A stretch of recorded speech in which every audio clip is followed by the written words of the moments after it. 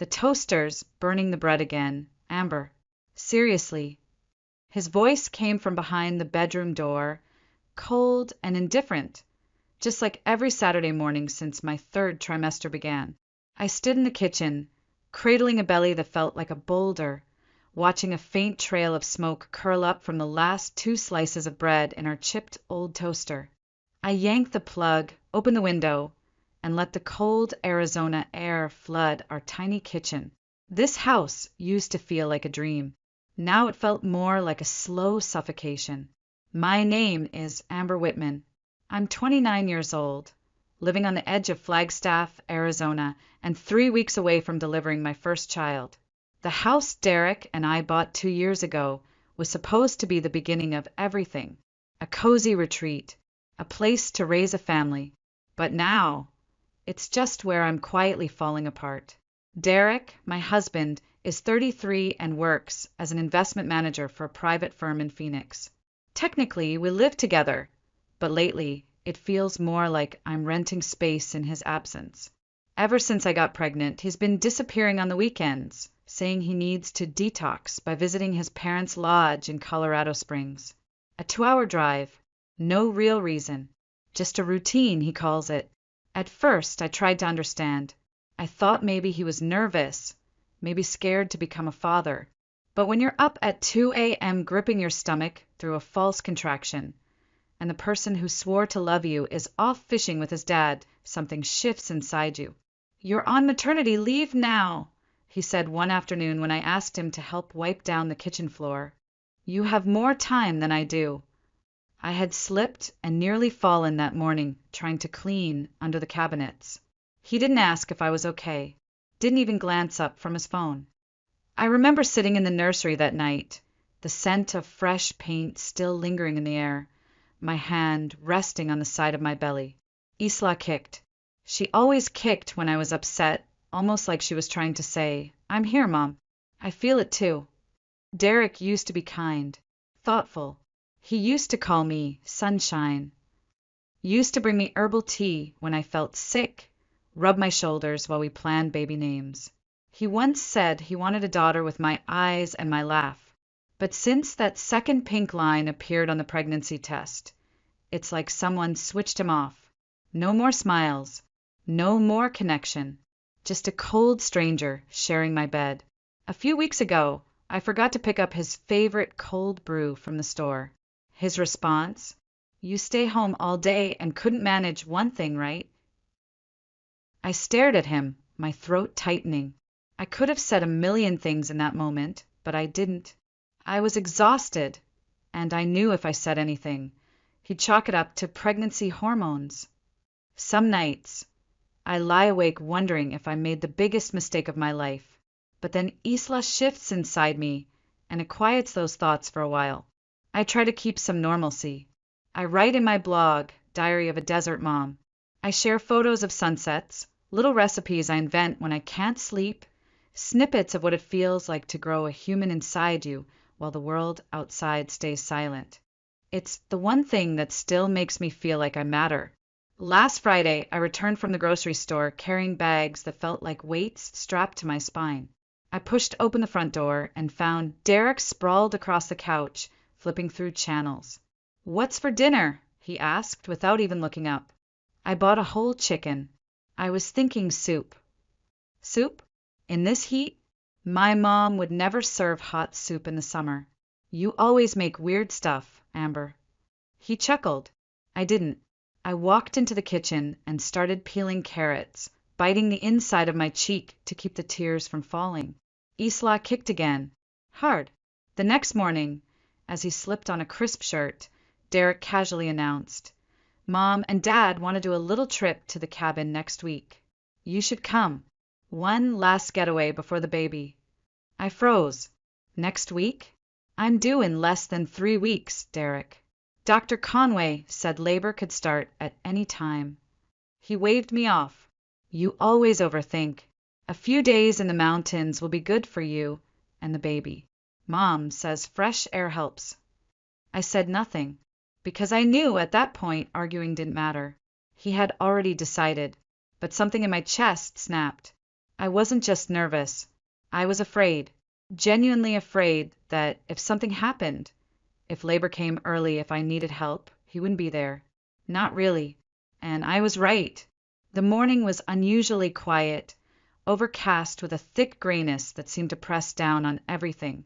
Derek was unusually cheerful, humming to himself as he zipped up the last of his duffel bags. I had barely slept the night before.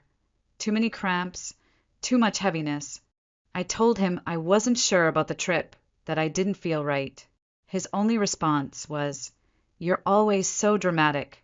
It's probably just gas." He'd already loaded the car. All that was left was for me to get in. I stood on the porch, clutching my overnight bag and rubbing the underside of my belly. Something about the weight felt different today. Lower, tighter. But I swallowed the unease and followed him to the car. I didn't even make it past the passenger seat. As I lowered myself onto the seat, I felt a sudden gush of warmth, and a dampness spread quickly through the thin cotton of my dress. I looked down, there was no mistaking it. My water had broken. "Derek," my voice trembled. "I think my water just broke. We need to go to the hospital. Now." He turned to look at me, frowning like I had just dropped mustard on his favorite shirt. Then he looked down at the seat. "Are you serious right now?" he snapped. "You couldn't hold it for 5 more minutes?" I stared at him, stunned. "I need help. Please. I'm in labor." He groaned loudly, cut me off, and flung open the driver's side door. "Great. Just great. You soaked the leather seats. This is why I didn't want to take the SUV." He walked around to my side, muttering something under his breath about ruined trips and inconsiderate timing, then pulled open my door and gestured for me to get out. "You're not seriously," I began, but my voice broke. "Amber, I'm not letting this car smell like a delivery room. Call a cab or something. My parents are already waiting. I don't have time for this." He reached into the back, yanked out my suitcase, and dropped it onto the curb. Then he got in the car, slammed the door, and drove away. For a few seconds, I stood frozen in place, too stunned to react. The contractions hadn't even started yet, but the panic already had. I was alone in front of my own house, water still leaking into my shoes, and the man who was supposed to be by my side had just abandoned me for a weekend getaway. My hand shook as I reached for my phone, trying to remember how to dial 911 when my brain was spinning. But before I could finish, a silver Toyota sedan pulled up beside me. The passenger window rolled down. "Amber." It was Jenna Morales, my neighbor. Mid-30s, kind eyes, lived 2 houses down. She had seen me walking Isla's room furniture in, offered to help paint, and sometimes dropped off homemade banana bread with walnuts. Now, she looked at me with wide, horrified eyes. "Oh my God, get in. You're in labor." She didn't wait for permission. She jumped out, opened the door, helped me into the passenger seat, and fastened my seatbelt with gentle fingers. Then she peeled out of the driveway like a woman on a mission. All the way to the hospital. She held my hand tightly, asking questions I barely registered. "How far apart are the contractions? Has your doctor said anything about early labor? Do you have your hospital bag?" I couldn't speak. I was crying, silent tears that wouldn't stop. The shame, the betrayal, the fear, it all collided inside me like a wave I couldn't hold back. Jenna's voice softened. "Amber, where's Derek?" I just looked away. That silence said everything. At the ER entrance, Jenna yelled for help. Nurses rushed in with a wheelchair, and I was whisked away under sterile lights and the scent of antiseptic. My mind raced in circles, but one thought repeated over and over. He left me. He left me. He left me. They rushed me into the maternity ward. I heard voices. "She's dilating fast. Keep breathing. Is this her first?" But I barely heard them. All I could think was that I was about to bring a child into the world alone. Hours blurred into each other. Pain came in waves, crashing against me until I thought I would shatter. But I held on. For Isla. for the life inside me that deserved better. And then she was here. The sound of her cry pierced the room, and something inside me cracked open, not in pain but in awe. I had done it. I had brought a little girl into the world without him, without anyone but the nurses and Jenna, and it was the most beautiful, terrifying, powerful thing I'd ever experienced. I was still trembling when I woke up in the recovery room. White walls. For line. Faint beeping of monitors. And Jenna, sitting beside me, holding a cold cup of coffee, like she had been there the whole time. "You're awake," she whispered. "Thank God." I tried to speak, but my throat was dry. "Isla." "She's perfect," Jenna smiled.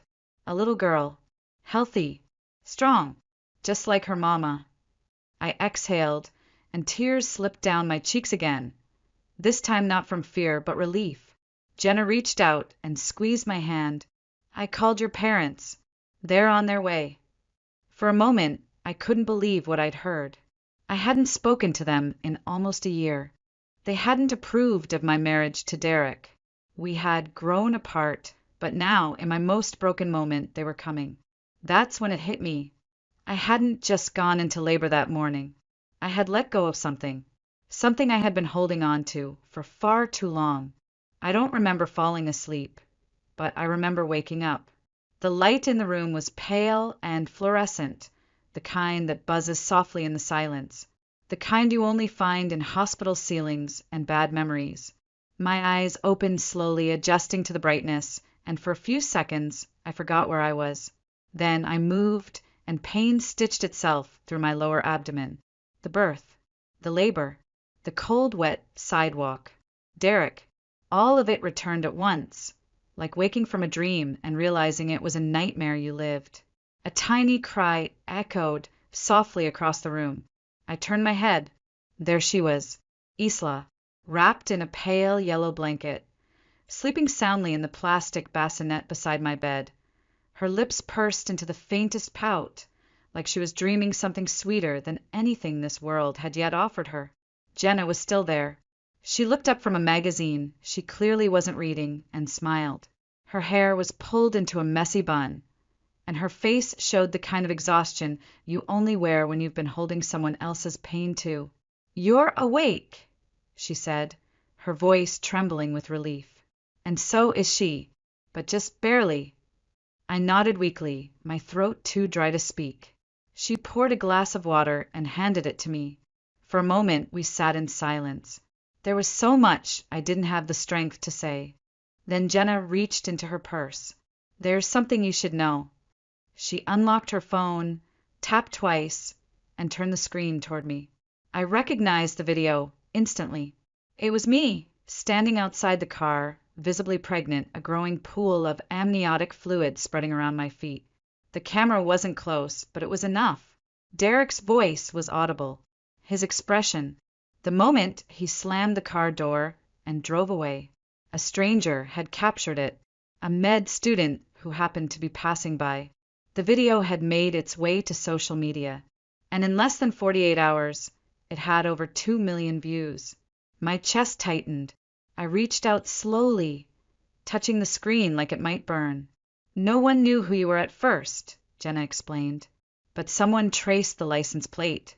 Derek's name got out. His job, his parents, everything." I swallowed hard. My ears were ringing.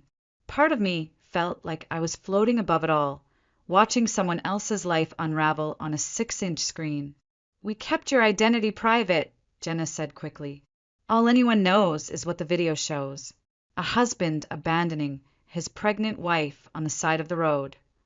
My fingers clenched the hospital blanket. I didn't know what to feel. Grief, shame, fury? Or something else entirely. Something freeing. "And there's more," Jenna continued gently. "My husband, Mark, works in engineering. His firm's CEO is close with Derek's old company. Word got around fast. At first, they said they'd deal with it quietly, but the video kept spreading. Articles, reaction videos, hashtags. It didn't stop." I looked at her, barely able to form the words. "What happened?" She sighed. "He was suspended. Then this morning his contract was officially terminated. Conduct severely damaging to company image. I stared at her. My chest rose and fell. I should have felt vindicated, triumphant, but all I felt was empty. What about his parents? I whispered. Jenna hesitated. It's not pretty. People started recognizing them, too. Neighbors have come forward. Stories about yelling, about how they treated you. Someone even posted a video from Claire's birthday party last year, her mocking you in front of guests. I closed my eyes. I remembered that night too well. I had been 7 months pregnant. Claire had laughed at the scarf I made her, calling it cheap and desperate, then told everyone I waddled like a duck. Jenna kept speaking.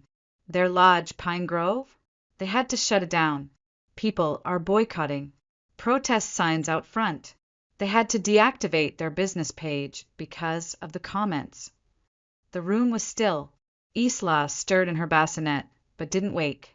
I'm not telling you this to gloat, Jenna said, placing a hand gently on mine. I just want you to know, this time, you're not invisible. People saw what happened, and they cared. I looked at her hand on mine. I didn't have words, only a quiet breath that slipped from my lips. Thank you. You don't owe me thanks, she said, standing. Just promise me one thing. I looked up. Don't go back, she said, her voice gentle but fierce. Whatever he says, whatever they offer, don't go back. I won't, I said, and for the first time, I meant it. She nodded and walked toward the door. Then she paused. Oh, almost forgot. I left you something. A nurse came in moments later and handed me a small envelope and a post-it note with Jenna's number. Inside the envelope was a USB drive and a short note. Security footage from the hospital entrance. You may want it someday. Evidence matters. Jay, I held it in my hands, and for the first time in months they weren't shaking. The fog of the past year was beginning to lift, and in its place stood something solid, real, not revenge, not rage, but clarity. I turned to Isla, sleeping softly in the bassinet, her tiny fists curled, her chest rising with each breath. I leaned closer, brushed her cheek, and whispered, no one's ever going to leave us on a sidewalk again. I promise. And right then, I knew this wasn't the end. It was the beginning. 3 days after I gave birth, the world outside my hospital room had become unrecognizable, especially for the man who once called me his wife. I was just beginning to find my rhythm as a mother. Feedings every 2 hours, diaper changes in a blur. My parents, Ronald and Esther, had practically moved into the hospital with me. My mom wouldn't leave Isla's side, and my dad, who had always been more reserved, had taken to sitting by the window, flipping through the newspaper while pretending not to watch me with misty eyes. Then Jenna returned.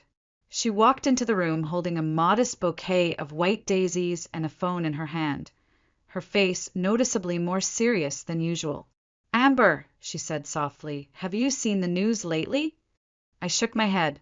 My phone had been off since delivery, mostly at my mother's insistence, and truthfully I hadn't missed it. I had no interest in Facebook memories or congratulatory texts from people who hadn't spoken to me in months. Jenna sat beside me and opened a video. You need to see this. It was the same clip, the one taken by the med student, but this version had been edited, subtitled.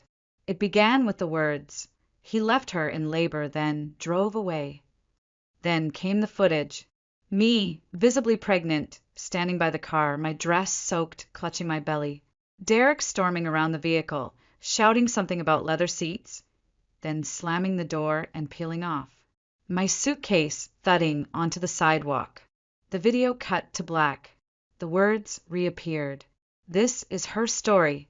I stared in silence. My throat felt tight. The video had over 3.4 million views. It exploded overnight, Jenna explained. People are furious.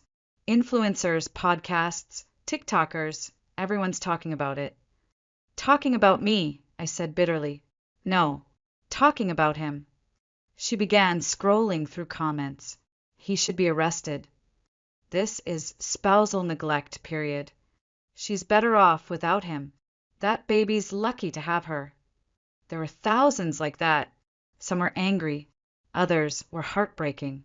Dozens of women sharing their own stories of abandonment, betrayal during pregnancy, or being left to raise a child alone. For a moment, I just sat there in stunned silence. Derek had always counted on one thing, my silence, my willingness to keep things private, to keep the peace. That silence was now broken by millions of voices. It didn't stop there, Jenna continued. People found his old LinkedIn, his firm's page. They left comments, shared the video. It reached the board of directors. And then they cut him loose. He was fired. She nodded. Terminated. Conduct damaging to company reputation. His name's basically radioactive now. I didn't know what to feel. Not joy. Not yet. Just a strange, quiet exhale I hadn't realized I'd been holding for months. Jenna leaned forward. And it's not just him. His parents are taking heat too. Neighbors are coming forward. Someone even leaked a recording from Claire's lodge, her calling you a spoiled stray cat who trapped her son with a pregnancy. I blinked slowly. I remembered that night too well. Claire had whispered that insult behind her wine glass, loud enough for her friends to laugh. The internet's not letting it slide, Jenna said. People started leaving negative reviews on their business pages. Some even staged a protest outside their main lodge. They had to close for the weekend. I didn't respond. I didn't know how to process it. I'd lived with their contempt in silence for years, and now it was being laid bare for the world to see. But this wasn't about revenge. Not anymore. It was about truth. A truth too loud to ignore, too real to dismiss. Jenna reached into her purse and pulled out a small card. I know you didn't ask for this, but Mark called someone he knows. A woman named Nina Caldwell. She's a family law attorney. Sharp. Calm. She can help. I took the card and ran my thumb over the embossed name. I wasn't sure what to do yet, but I knew I couldn't keep living like this, dragging around the broken pieces of a marriage that had tried to erase me. I'm not telling you to sue him into the ground, Jenna said, standing. But you deserve better than this. And Isla deserves better too. After she left, I sat there for a long time, watching Isla sleep beside me. Her tiny chest rose and fell with perfect rhythm, a rhythm that didn't care about scandals or shame. I looked down at the USB drive Jenna had given me, still unopened in my hospital drawer, and I knew it was time to open it. I left the hospital on a crisp morning that smelled like autumn and new beginnings. My parents had transformed the guest room of their home in northern Flagstaff into a cozy nursery. Soft yellow walls, a white crib beside the window, and a rocking chair that creaked with every push. Each detail quietly said, "You're home now. You're safe." Isla settled in as if she'd always belonged there. And in a strange way, so did I. But the texts began almost immediately. From Derek. At first, they were filled with panic. "We need to talk.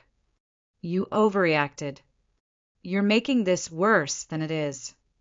Then they turned to guilt. "My parents are being harassed because of this. We've lost everything. Are you happy now?" And then came the blame. "You're the reason I lost my job. If you hadn't made such a scene, none of this would have happened." I never replied, because there was nothing left to say. That night, I sat down at the kitchen table with my dad. He didn't push, just waited, letting the silence breathe. "I want to end it," I said finally. "All of it. For good." He nodded slowly. "Then we'll do it right." He gave me Nina Caldwell's number. The next morning I called. Nina was everything Jenna said she'd be. Sharp, composed, and with a voice that made you feel like no matter how bad it had been, you were finally in capable hands. I brought her the hospital video, the voicemail, the texts. I even handed over the old recordings I'd secretly kept. Derek yelling at me during pregnancy, mocking my cravings, slamming doors when I cried at night. She didn't flinch. She just listened. Then she said, "We have more than enough." We filed for divorce the following week. I requested full custody and a child support arrangement based on Derek's income prior to termination. Nina insisted we include a motion to freeze any existing financial assets until a fair division could be made. Derek hadn't responded to the petition, so we were prepared to escalate. Then came the call. His tone was no longer apologetic. It was combative. "You can't just divorce me over one mistake. You're ruining my life." I remained calm, pressed record on my phone, and let Nina handle the rest. "He's refusing to sign," she told me the next day. "But don't worry. We'll petition the court for a summons. If he doesn't show, we'll proceed without him." And just like that, the man who once claimed to control everything in our lives lost all leverage. 2 days before the court hearing, Derek sent a long email. Part apology, part attack. "I want nothing to do with that child. If you're raising her, that's on you. I'm broke. I can't support anyone." Nina only smiled. "Perfect. That kind of written refusal only helps us." The courtroom was colder than I expected. Sterile, like a waiting room for lives about to be dissected. Derek showed up alone. No lawyer, just a crumpled stack of notes and that familiar arrogance he wore like cologne. "She's trying to ruin me," he said to the judge. "She's emotionally unstable, not fit to raise a child." Nina didn't even blink. She pulled out a tablet, played the video. Me, standing soaked on the sidewalk. Belly round, contractions starting. Derek yelling. The suitcase hitting the curb. The SUV disappearing into the distance. Silence fell over the room like snow. Then Nina played the voicemail. His voice cold and dismissive. "Call a cab or something. I'm not missing this trip." When it ended, she looked at the judge and said calmly, "This isn't just neglect. It's abandonment." The judge nodded slowly. Derek finally crumbled. He signed the papers, but he still refused to pay. "No job," he said. "No savings. I've got nothing left." That might have worked if he hadn't lied. Turns out Derek's firm, trying to distance themselves from the viral backlash, had quietly submitted his financial disclosures to the court, including a hefty bonus he'd tried to move into a private brokerage account. Nina filed an emergency motion that day. The court froze the funds. I didn't want to punish him. Not really. I just wanted security, stability, a promise that Isla would never be punished for her father's cowardice. The day the court approved our child support claim, I stepped outside with Isla bundled against my chest, the sun filtering through amber leaves above us. I breathed in deep. I had once begged Derek for love. Now I stood on solid ground, no longer begging, just becoming. You think the story ends when the ink dries on the divorce papers, but sometimes the aftermath is its own storm. In the weeks that followed, Derek's name became a kind of local legend, spoken with either disgust or disbelief. The husband who abandoned his pregnant wife. His face never appeared in the viral video, but it didn't matter. People knew. Word spreads fast in a town like Flagstaff, and even faster when you've built your entire identity around being a respectable family man in finance. He stopped texting after the court froze his accounts. No more fake apologies. No more blaming me. Just silence. It was almost worse that way. Jenna kept me updated when I didn't want to look. "You know his house is up for foreclosure," she said one morning while bringing fresh fruit and muffins. "Neighbors say he hasn't been seen in days. Lights off. Grass overgrown." I nodded slowly, sipping tea while Isla napped on my chest. I didn't feel satisfaction. I didn't feel pity. I just felt done. His parents weren't spared either. Pine Grove Lodge never reopened. The protesters had left, but the damage was done. Photos surfaced of Claire yelling at customers. One Yelp review said, "The pastries taste like judgment and cold shoulders." People stopped coming. Sponsors pulled out. The once beloved family lodge faded into rumor and memory. Then the text started again. Not from Derek, but from numbers I didn't recognize. You ruined my son. Do you feel better now that he's jobless? You could have handled this quietly. I blocked them all. Silence is louder than any argument. One day, a plain envelope arrived in the mail. No return address. Inside was a letter, handwritten, the loops of the script uncertain, almost trembling. Amber, I'm not asking for forgiveness. I just want you to know I was wrong. I raised a son who never learned how to respect the women who loved him. I failed you. I failed Isla. I don't expect anything from you, but I hope someday you find peace. Wishing you and your daughter a better life than the one we gave you. Claire Whitman. I folded the letter slowly and tucked it away in a drawer. Not because I wanted to keep it, but because even that was closure. I didn't forgive her. Not really. But I no longer needed to carry the weight of her cruelty. Let her sit with it now. Let the silence echo back into the rooms she once filled with smugness and wine. A few weeks later, I heard Derek had left the state. Someone said he was working in a diner in Oregon.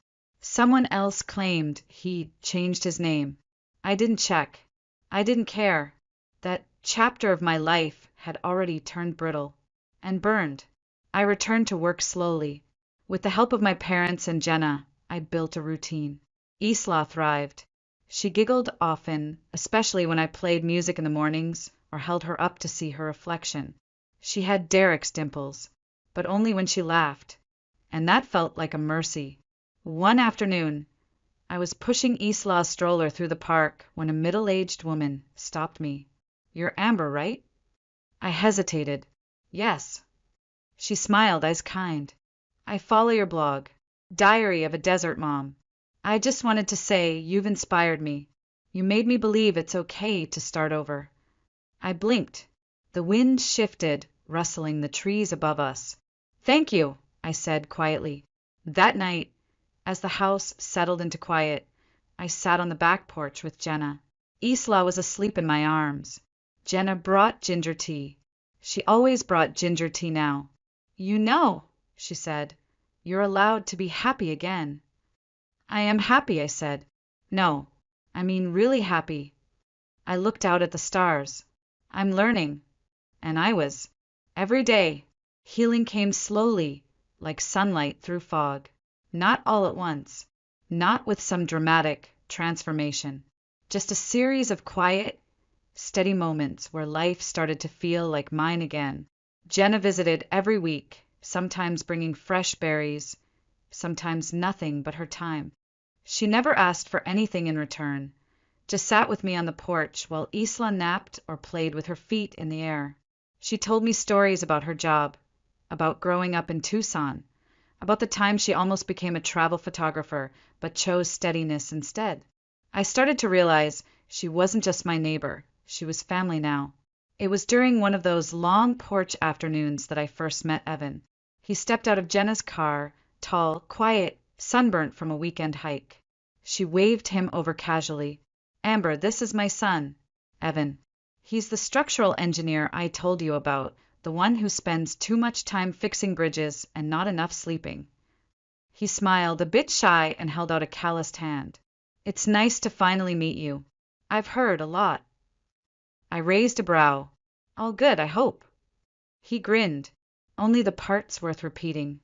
That first conversation lasted maybe 10 minutes, but something about his presence stayed with me. Calm, centered, like he wasn't trying to impress or rescue me, just be there. Over the weeks, Evan became a quiet rhythm in our lives. He stopped by when he was in town, carried grocery bags without being asked, held Isla when I needed both hands free, fixed the squeaky hinge on the back door without saying a word about it. He never pushed, never asked questions I wasn't ready to answer. He was just there.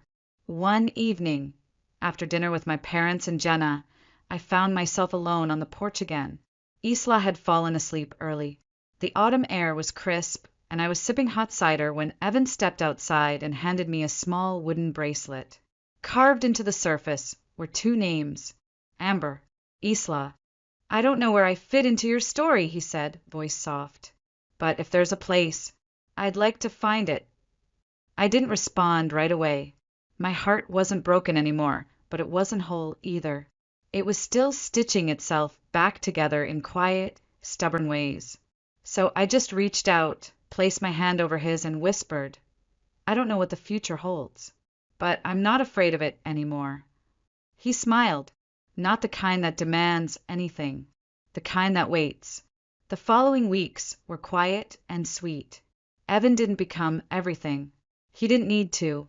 He just became something good. A safe space, a steady hand. He made Isla laugh in a way I hadn't seen before. Big, open laughter that filled our living room like light. One day, Jenna leaned over her tea and said, "I've never seen you like this." I laughed. Like what? Like someone who finally believes they deserve softness. It took a moment for those words to land, but when they did, I believed her. Winter came early that year. Snow on the pine roofs. Isla's tiny footprints in knit booties by the back door. The house smelled of cinnamon, and the fire crackled every night. I wasn't rushing toward anything. Not love. Not marriage. Not some replacement for what I had lost. Because I hadn't lost myself. I had reclaimed her. One slow, brave, impossible step at a time. And as I rocked Isla to sleep beside the fire, Evan humming a lullaby from the kitchen, I realized something. This wasn't a second chance at love. It was the first time I'd ever had it at all. Some people say motherhood is sacrifice. Others say it's strength. For me, it became clarity.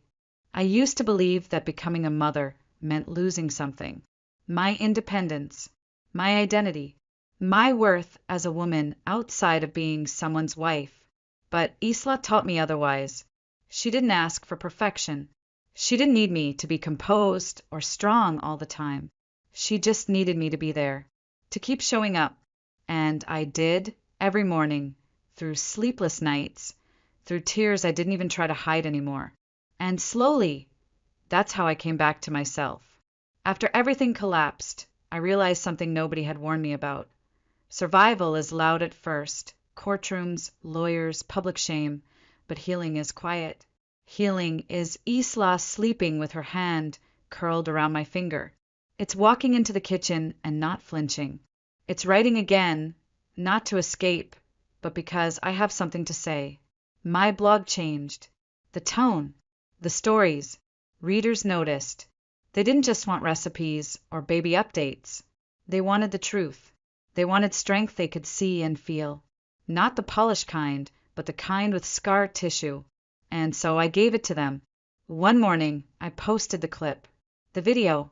The full, unblurred version. Me, 9 months pregnant. On the sidewalk. Derek walking away. No music. No commentary. Just the truth.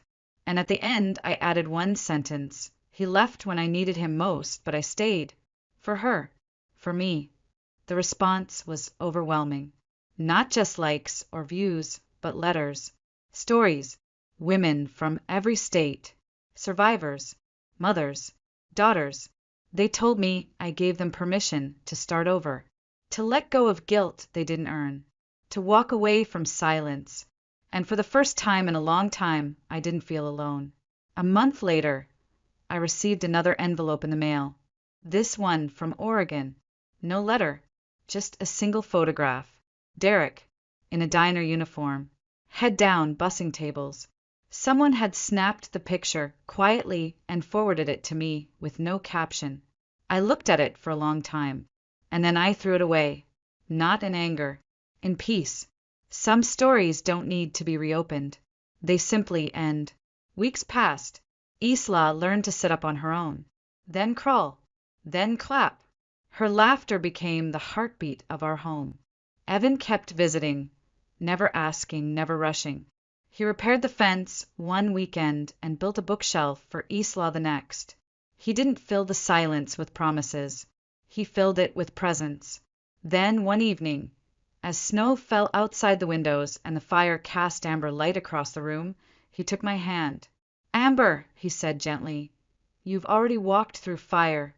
I don't want to be your rescue story. I just want to be your next chapter, if you'll have me. I looked down at our joined hands, then over at Isla playing with her blocks. My voice was calm, certain. You're not the next chapter, Evan. You're the story I never thought I deserved. We didn't rush anything. We didn't announce anything. There were no champagne toasts or elaborate speeches, just a quiet agreement between two people who knew the value of time and truth, and love that arrives late but stays. Now I sit here, writing this with Isla asleep in her crib, the scent of pine and winter in the air, and Evan humming quietly as he folds laundry in the next room. There's no drama in this moment, just peace. And if I could tell the woman I was back then, sitting on the edge of the sidewalk, abandoned and bleeding and terrified, I'd whisper, you don't have to go back. You don't have to make it work. You don't have to carry him any further. Walk away. You're allowed. Because sometimes the most radical vow a woman can make isn't to someone else. It's to herself. And this is mine. I vow to protect the light in me, to show my daughter what love looks like when it's real, to never settle for someone who runs when I bleed, and to never again stay silent just to keep the peace. This isn't just my revenge story. It's my redemption, and it begins now.